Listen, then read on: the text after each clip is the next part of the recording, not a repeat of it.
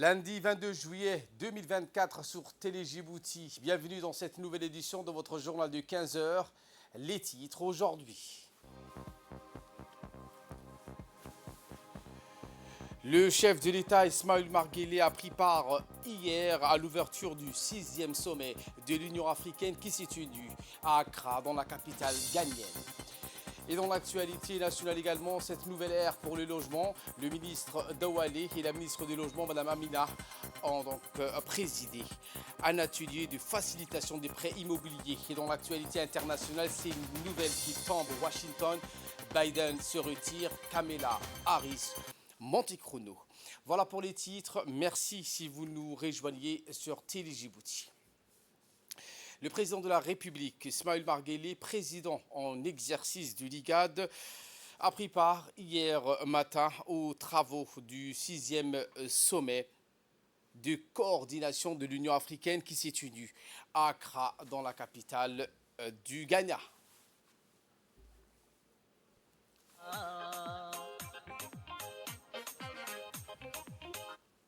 Cette réunion semestrielle dédiée donc à l'évaluation des progrès des communautés économiques régionales en matière d'intégration économique. Cette réunion sert donc aujourd'hui de plateforme pour faire le tour des présentations et d'analyses sur les principales préoccupations de l'organisation continentale en vue d'aborder l'aptitude de l'Afrique à l'intégration économique, sa capacité à acquérir les attributs nécessaires à son autonomie financière et politique, mais aussi la tendance de ces États membres à privilégier le dialogue pour résoudre les différends. Les dirigeants africains ont discuté des sujets variés, notamment la réforme institutionnelle de l'Union africaine visant à transformer l'Afrique en une économie prospère et un continent pacifique et intégré. Ce sommet des chefs d'État et de gouvernement africains intervient dans un contexte marqué par des multiples crises politiques et sécuritaires à travers le continent. Les dirigeants africains ont martelé l'urgence de faire face des défis complexes qui nécessitent une coopération renforcée et une action concertée de la part des dirigeants africains pour promouvoir la stabilité et le développement durable, pour construire également une éducation durable et efficace. Dans le cadre de ce déplacement à Accra, le président Guélé est accompagné d'une délégation de haut niveau comprenant entre autres le chef de la diplomatie djiboutienne, Mahmoud Ali Youssouf, l'ambassadeur de la République du Djibouti auprès de la République fédérale et démocratique d'Éthiopie, et représentant permanent de notre pays auprès de l'Union africaine, M. Abdi Mahmoud Haïbé, l'ambassadeur de la République de Djibouti auprès de la République de Côte d'Ivoire et représentant permanent de notre pays auprès de la République de Ghana, Mohamed Burhan Ali, ainsi que le directeur des relations multilatérales du ministère des Affaires étrangères, l'ambassadeur Guélé Diris Omar. A noter donc également la présence au sein de cette délégation conduite par le chef de l'État et le chef du cabinet de la présidence, Mohamed Abdelkader Ibrahim, et la conseillère diplomatique du chef de l'État, Madame Fathia Jama Oudine. Le chef de l'État donc a dédié le premier volet de son intervention lors de l'ouverture de ce sommet à Accra au récit de sa convergence en vue avec les réformes récentes engagées sous l'égide de l'Union africaine en faveur de la modernisation et de l'intégration des communautés économiques régionales du continent. Écoutons donc le premier volet de l'intervention du président de la République, Ismaël Marguelé. Monsieur le chef d'État et de gouvernement, Monsieur le président de la Commission, Mesdames et Messieurs, at the outset, allow me to express my heartfelt thanks to my brother, His Excellency Nana Akufo-Addo, President of the Republic of Ghana, as well as the Ghanaian people, for the warm welcome and generous hospitality extended to us since our arrival in this beautiful city of Accra. À juste titre, nous nous réjouissons encore une fois de l'institutionnalisation de la présente réunion qui nous permet de définir les priorités des CER, mais également d'harmoniser la gouvernance, l'efficience et l'efficacité dans la gestion du développement continental. Aujourd'hui, nous pouvons être fiers des réalisations accomplies par notre réunion dans le cadre d'initiatives majeures telles que, entre autres, la Vision 2063, la ZLECA ou encore la réforme institutionnelle. Cependant, le commerce intra-africain et l'intégration resteront des vœux pieux si nous restons isolés les uns des autres. Oui, nos efforts de développement resteront vains tant que le système économique et financier international continuera de maintenir nos pays dans un corset de règles et pratiques qui freinent les flux d'investissement vers notre continent. C'est tout le sens du plaidoyer que nous, présidents des conseils régionaux, champions des différentes initiatives africaines, présidents de la Commission, ainsi que les présidents des institutions financières africaines devons mener sans relâche. Monsieur le Président, nous saluons la mise en œuvre du nouvel indice synthétisé d'intégration régionale africaine et félicitons à cet égard la Commission pour cette initiative déterminante. Cet outil innovant marque en effet une étape importante dans notre parcours collectif, garantissant une approche importante, participative à la fois des États membres et des CER vers une intégration et une responsabilité régionale plus soutenue. De plus, ce processus inclusif génère un sentiment d'appropriation qui est essentiel au succès d'un tel programme de transformation. Il est clair aujourd'hui que l'intégration régionale transcende les limites conventionnelles et de la libéralisation des échanges tels qu'initialement énoncés dans le traité d'Abuja. C'est dans cet esprit que la région de l'IGAD s'est dotée en juin 2023 d'un nouveau traité qui s'est inspiré des objectifs du traité d'Abuja et de la ZLECA. Il ambitionne non seulement de renforcer le commerce, mais également d'adapter nos programmes afin de mieux répondre au contexte géopolitique et économique de notre région. Monsieur le Président, l'impératif d'un développement réussi requiert incontestablement une approche holistique qui intègre diverses dimensions du développement socio-économique et de la coopération. C'est pourquoi l'indice d'intégration révisé adopte une perspective plus large et englobe l'intégration commerciale, les infrastructures, l'intégration sociale, l'intégration financière et la libre circulation des capitaux. Il s'aligne de ce fait parfaitement au mandat stratégique de l'IGAD et garantit que nos efforts soient harmonisés avec les objectifs régionaux et continentaux communs.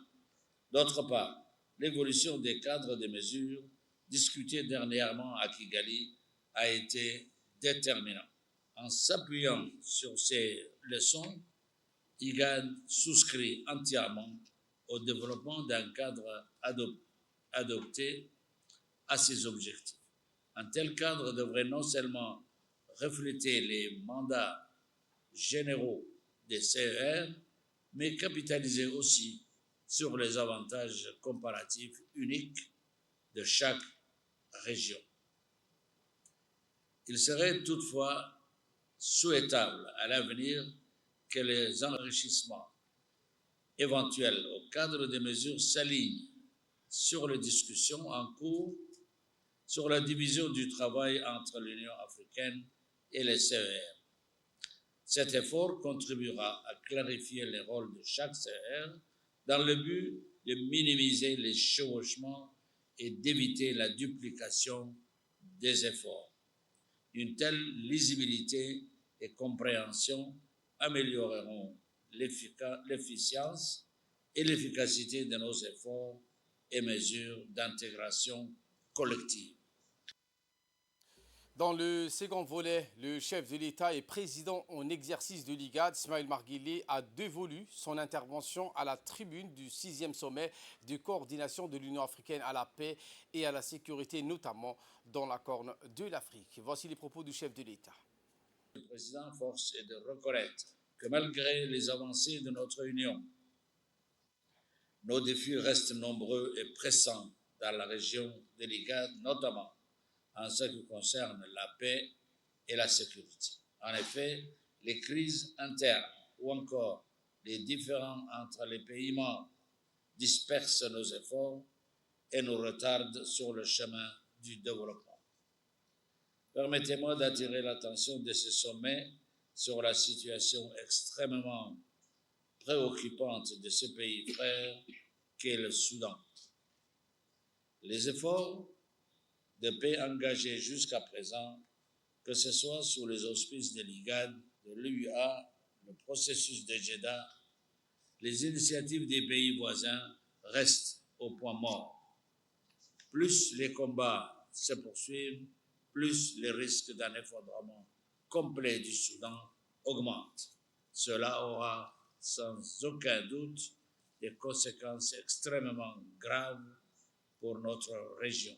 Djibouti, en tant que président en exercice de l'IGAD et en tant que pays frère du Soudan, soutient depuis le début toutes les initiatives visant à instaurer un cessez-le-feu donnant la voie à une paix durable.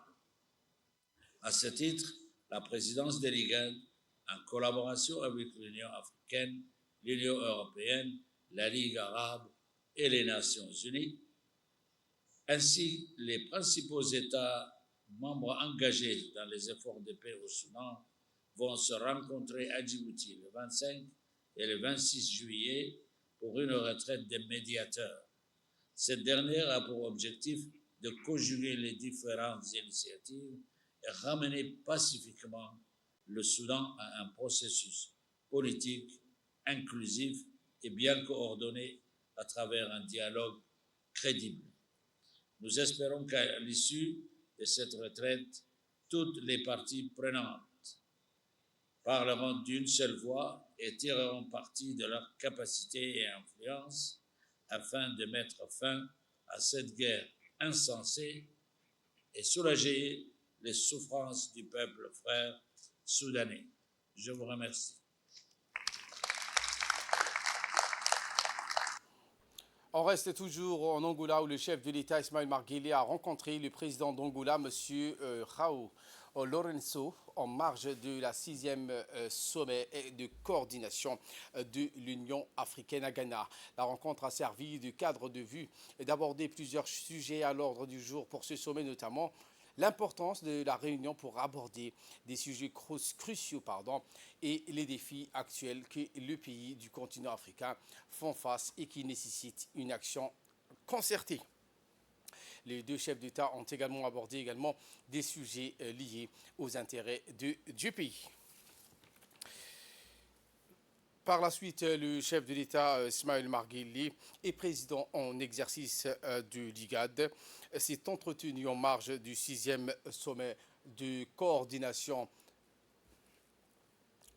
Le président du Nigeria, Bola Tinubu, le chef de l'État, Guélé, et le président de la République fédérale du Nigeria, lors de cette rencontre servie d'emblée du cadre de réalisation d'un large tour d'horizon des relations d'amitié et de coopération. Au cours de la rencontre, le président de la République a abordé avec son homologue les relations bilatérales ainsi que les voies et moyens de le promouvoir. Retour à Djibouti avec cette réunion de concertation interinstitutionnelle. Le ministre de l'économie et des finances chargé de l'industrie, M. Ilyas Moussa Dawali, et le ministre de la Ville, de l'Urbanisme et de l'Habitat, Madame Amina Abdi Aden, ont convoqué une réunion de travail de haut niveau regroupant les dirigeants et institutions financières conventionnelles. Mais donc, le ministre a vu la présence également, cette participation du gouverneur de la Banque centrale, M. Ahmed Ousmane Ali, ainsi que Mme Choukri Abdelhaï Mohamed, le président du conseil d'administration du Fougad, les directeurs généraux d'Aroulos et du Fougad, respectivement, Abdelrahman Ali Ahmed et Awad Ahmed Mouti. La rencontre s'est tenue dans le but d'explorer et de promouvoir la nouvelle fenêtre de garantie hypothécaire récemment instaurée par le ministère de la Ville, de l'Urbanisme et de l'Habitat. Ce dispositif innovant vise à étendre et à faciliter l'accès aux prêts immobiliers pour les ménages à faible revenus et moyens. Accéder au logement. Les ressources sont là, donc la garantie, le fonds de garantie est là, bien étoffé avec l'assistance de la Banque mondiale. Donc. Prenons la parole, le ministre de l'économie et des finances chargé de l'industrie, M. Ilyas Moussa Dawale, a précisé dans son intervention qu'avec cette initiative, les autorités espèrent ouvrir de nouvelles perspectives pour un secteur immobilier plus inclusive et accessible en s'appuyant sur la collaboration active des institutions financières.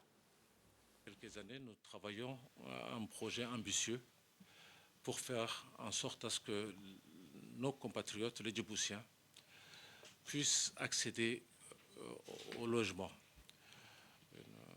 Il y a eu beaucoup d'efforts faits depuis dans différentes initiatives, notamment dans la promotion immobilière avec l'encouragement des promoteurs nationaux, également étrangers, pour permettre à ce que les logements soient accessibles à Djibouti. Nous savons, c'est un sujet majeur. Et nous vous remercions pour également votre collaboration dans ce sens-là. Si on a réussi à inverser la tendance par rapport au logement de classe moyenne et supérieure, mais nous restons cependant bien en dessous de nos attentes, de nos ambitions pour le logement des catégories inférieures, c'est-à-dire de la population ayant un salaire entre 80 000 et 270 000. Avec la collaboration du groupe de la Banque mondiale, AFC, nous avons procédé donc à certaines nouvelles initiatives, notamment la mise à disposition d'une garantie immobilière à travers le fonds de garantie, en réformant la procédure du fonds de garantie partielle de Djibouti pour permettre à ce que le logement soit également pris en compte dans ces produits. Et c'est dans ce sens-là qu'avec le ministère de la Ville, de l'Habitat, on a donc mis à disposition du fonds de garantie d'une somme, dans un premier temps, à titre de pilote, de l'ordre de 10 millions de dollars, pour essayer en tout cas d'absorber le maximum pour donc cette catégorie de population primo-accédante. Et pour sa part, la ministre de la Ville et de l'Urbanisme ainsi que de l'Habitat, Mme Amina Abdi Aden, a indiqué que ce projet marque une étape cruciale dans la facilitation de l'accès au logement pour les familles djiboutiennes à revenus modestes. La politique du logement et l'accession à un logement décent pour tous les Djiboutiens est vraiment la pierre angulaire de la politique gouvernementale. C'est un sujet qui est très très important pour les populations et pour les familles djiboutiennes, mais aussi pour l'économie nationale. Donc je pense que sur ça, tout le monde est d'accord. Comme le ministre l'a rappelé, nous avions mis il y a un an je crois que c'était au mois de juin 2023. Il y a eu des conventions qui ont été signées ici, donc avec vous, pour pouvoir donc expérimenter ce nouvel outil qui est le fonds de garantie partielle pour une certaine catégorie de population. L'occasion nous est donnée aujourd'hui de faire un peu le point sur est-ce que ça a marché, s'il y a des contraintes, quelles sont donc ces contraintes, il faut vraiment les identifier et essayer de trouver les solutions ensemble. Je sais que l'équipe qui est en charge ce dossier vous a rencontré à plusieurs reprises. Il y a eu des avancées certaines sur certains points, mais il persiste encore vraiment des obstacles que je propose aujourd'hui, que nous proposons de lever ensemble et essayer de trouver s'il y a des choses à corriger. La secrétaire d'État le secrétaire d'État chargé des sports a reçu le comité exécutif du collectif des élus locaux et leaders unis pour le développement. C'était hier. Le secrétaire exécutif chargé des sports a accordé cette audience à ce comité dans le cadre de saluer les efforts continus du collectif dans la promotion du sport à travers l'organisation annuelle du grand tournoi de la paix et de l'amitié intercommune, désormais à sa 4e édition. Le secrétaire d'État a chaleureusement félicité ce collectif pour leur engagement et leur contribution significative au développement du sport. Il a souligné l'importance d'une telle initiative pour renforcer les liens communautaires et promouvoir la paix et l'amitié entre les communes. Ce matin, donc, au Sheraton Hotel, s'est tenue une conférence sur l'Assemblée électrique des décideurs, d'experts et de représentants des communautés rurales. Ils sont rassemblés pour participer au dialogue national inclusif sur l'électrification des zones rurales à travers les mini-réseaux organisés par le ministère de l'Énergie en partenariat avec le ministère de l'Environnement et du Développement durable. L'événement d'envergure est soutenu par le Programme des Nations Unies pour le développement, le PNUD. Cette conférence est ouverte sur un tableau animé et des discussions passionnantes ainsi que des échanges stratégiques, des cartes détaillées des régions rurales du pays, ponctuées des points rouges marquant les sites des mini-réseaux électriques potentiels. Au centre de la salle, des tables rondes étaient agencées avec soin, chaque siège étiqueté avec le nom et l'affirmation de chaque participant, créant ainsi une atmosphère de collaboration intense. Les participants venus de quatre coins du pays étaient animés par une même vision, celle d'apporter une électrification stable et durable dans les zones rurales souvent oubliées. Économique. Comme vous le savez tous, dans les zones rurales à Djibouti, seulement 26% de la population a accès à l'énergie. Et ainsi, les possibilités de développement sont limitées. Par conséquent, l'accès à l'énergie freine considérablement la croissance économique, mais aussi l'amélioration des vies pour les populations rurales. Le secrétaire général du ministère de l'Environnement, M. Dina Abdallah, est intervenu également lors de cette audience. Voici ses propos. Vous n'êtes pas sans savoir que le changement climatique, en particulier, en plus d'être un phénomène climatique complexe, impacte durablement la qualité de vie de nos concitoyens. Le combattre est une nécessité pour la survie de l'homme plus qu'un choix. Nous pouvons alors nous demander adaptation ou atténuation. Pour notre pays, les deux options s'imposent. Le renforcement de la résilience des populations est indispensable face aux sécheresses récurrentes.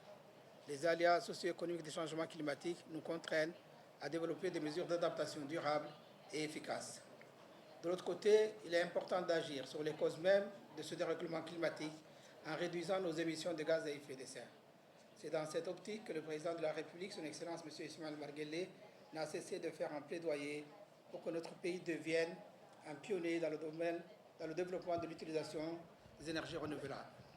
En effet, notre pays possède un fort potentiel en énergie renouvelable, et le développement de la géothermie, de l'éolienne et du solaire sont autant de projets ambitieux de notre gouvernement. Mesdames et messieurs, ce projet s'inscrit, le dialogue national que nous lançons aujourd'hui, s'inscrit dans la vision 2035 et dans le respect des engagements de Djibouti en termes de réduction des émissions de gaz à effet de serre. En effet, la contribution déterminée nationale élaborée dans le cadre de l'accord de Paris engage notre pays à réduire de 40% ses émissions dans un scénario inconditionnel. Il est donc important de mobiliser nos ressources pour promouvoir le développement des énergies renouvelables. L'énergie solaire est particulièrement adaptée au contexte environnemental de notre pays. Le projet Mini-Grid me tient particulièrement à cœur parce qu'en plus de contribuer à l'atténuation des effets des changements climatiques, il répondra efficacement à la volonté d'électrification rurale de notre pays. Le secrétaire général du ministère de l'Énergie, M. Mohamed Kiliwaï, s'est également exprimé. Voici ses propos. Vous le savez, l'énergie, de manière générale, est donc un facteur indispensable et un catalyseur du développement socio-économique de manière tout court, dans notre pays et de manière générale. Et cela est d'autant plus vrai pour les localités éloignées. Donc l'éducation rurale donc, constitue, c'est pour cela que l'éducation rurale constitue la pierre angulaire de la politique énergétique du ministère de l'Énergie. Elle s'est définie comme un objectif spécifique de la politique énergétique guidée par les principes de développement économique et social durable pour l'émergence d'un Djibouti durable. Donc le MERN a entrepris ces dernières années d'énormes efforts pour fournir des solutions d'accès à l'électricité à nos populations rurales pour laisser personne de côté. Ces solutions sont diverses et sont adaptées à chaque typologie de village. Donc cela peut aller à la connexion au réseau national quand cela est possible et économiquement fiable.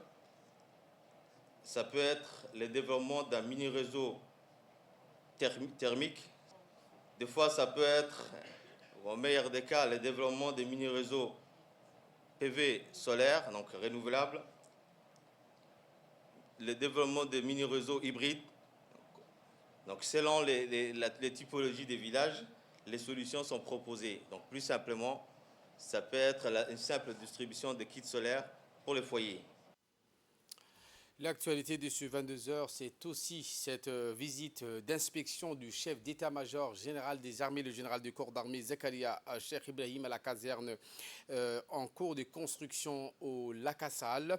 Cette visite avait pour objectif d'évaluer l'avancement des travaux d'infrastructures essentiels pour le développement stratégique de cette région, accompagné de plusieurs hauts responsables. Le général du corps d'armée Zakaria Cheikh Ibrahim a insisté sur la nécessité d'accélérer le rythme des travaux pour atteindre les objectifs fixés. Les infrastructures de cette caserne sont cruciales pour renforcer la présence et assurer la sécurité dans cette zone considérée comme le futur poumon économique du pays.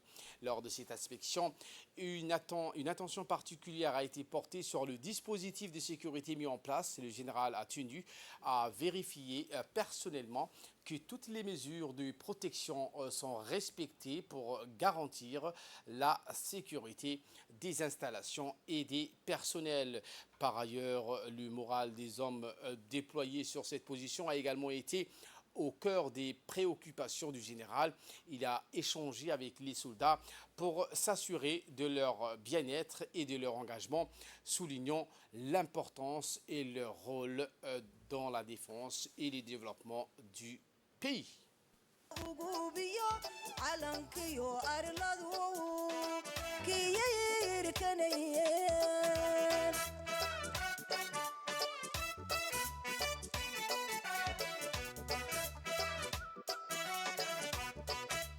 tahay awoodii lagu harsanayay ma og tahay askariyo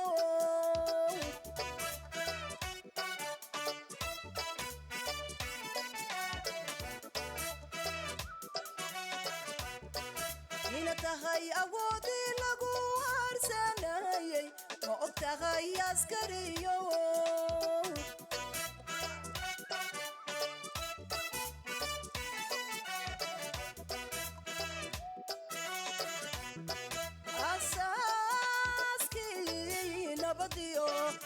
abaabulihi guushi ambaqaadki noloshiyo eebadii dagaalkiyo indhihiina tagay ma og tahay askariyo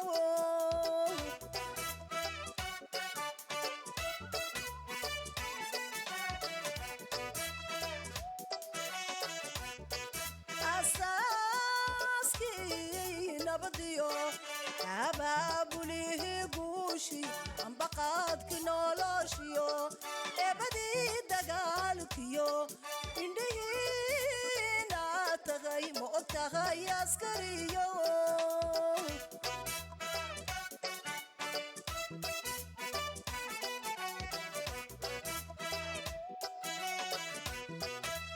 adduunyada dhammaanteed udubkoodii baato adduunyada dhammaanteed udubkoodii baato haddaan armi jirin odayada gaboobiyo ubadkiyo haweenkiyo oryuguma seexdeen.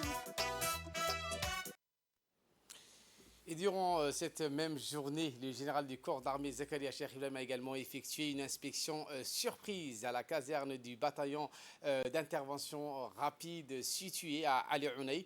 Le dispositif de sécurité a été minutieusement passé en revue pour s'assurer de son efficacité et de sa réactivité face à toute menace potentielle.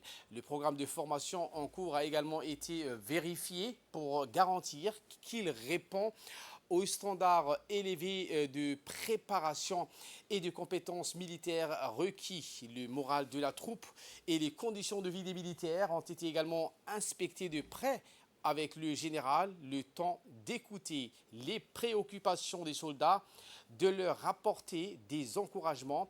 Le général Zakaria Cheikh Ibrahim n'a pas hésité à donner quelques conseils pratiques et à même des leçons d'ordre serré aux officiers présent son engagement personnel pour l'excellence de la discipline au sein des forces armées. Le chef d'état-major général des armées, donc à ses visites, rappelait l'importance stratégique de ces casernes et a encouragé les équipes de poursuivre leurs efforts avec détermination et efficacité.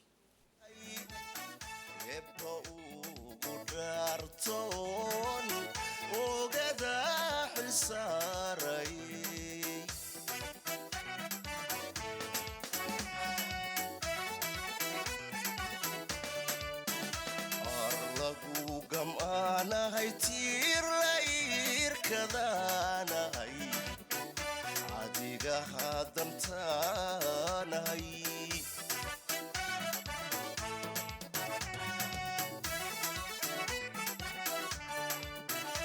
arlagu gam'aanahay tiir la iirkadaanahay adiga haddantaanahay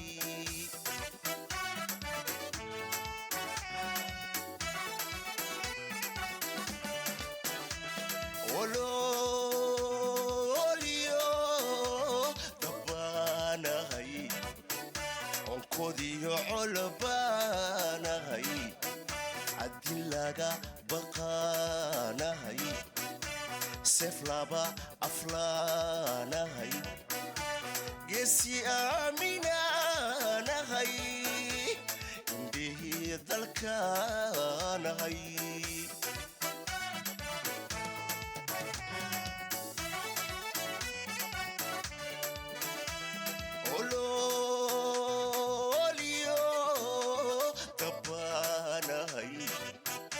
onkodiyo colbaanahay haddii laga baqaanahay seef laba aflaanahay geesi aaminaanahay indhihii dalkaanahay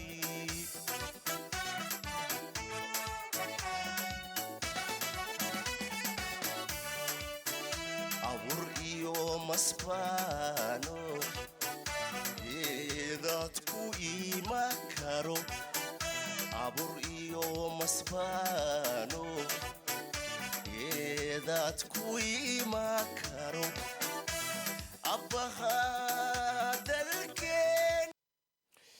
Je vous emmène cette fois-ci à Lisabié où en cette période estivale de grande chaleur dans notre pays où de nombreux compatriotes vacanciers ou autres continuent de se rendre en Éthiopie voisine pour passer leurs vacances.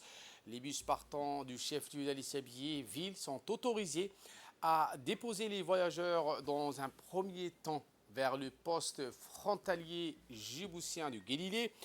Une fois toutes les procédures de visa de sortie et de voyage à l'étranger accomplies, les transporteurs nationaux ont l'autorisation également d'emmener les voyageurs au poste frontière éthiopien pour accomplir également les mêmes procédures d'entrée du pays avant de prendre les minibus des transporteurs éthiopiens afin d'accomplir leur voyage dans les localités jusqu'à la ville de Dire-Dawa. Notons depuis une période de 6 années consécutives, les transporteurs djiboutiens n'avaient pas le droit de déposer les voyageurs vacanciers djiboutiens au poste frontière éthiopien appelé communément Guélilé 2, à l'initiative des autorités régionales, à savoir le préfet de la région, M. Abdul Malik Mohamed Banoïta, le président du conseil régional, Sharmarka Hassan Al-Ali, le colonel des forces armées stationné à Guélilé, Roble Mohamed Abdallah, le chef du détachement de la police et le chef de la brigade de douane, Mohamed Moumin Hassan, dans une concertation, ont décidé de faciliter donc la traversée de frontières aux voyageurs djiboutiens se rendant en Éthiopie. En nouvelle du monde, cette fois, je vous le disais en titre, retrait de Joe Biden, le président américain, Kamala Harris, favorite pour le remplacer. Après plusieurs semaines de débats sur sa santé mentale et physique, Joe Biden, 81 ans, et 46e président des États-Unis d'Amérique, a annoncé son retrait de la course présidentielle. Le président Biden a encouragé ses partisans à se rallier derrière Kamala Harris, la plaçant comme la favorite du parti démocrate pour l'investiture lors de la convention de Chicago en août. Voilà pour l'essentiel de ce 15h. Merci à vous de nous avoir suivis et très bonne suite des programmes sur Télé Djibouti.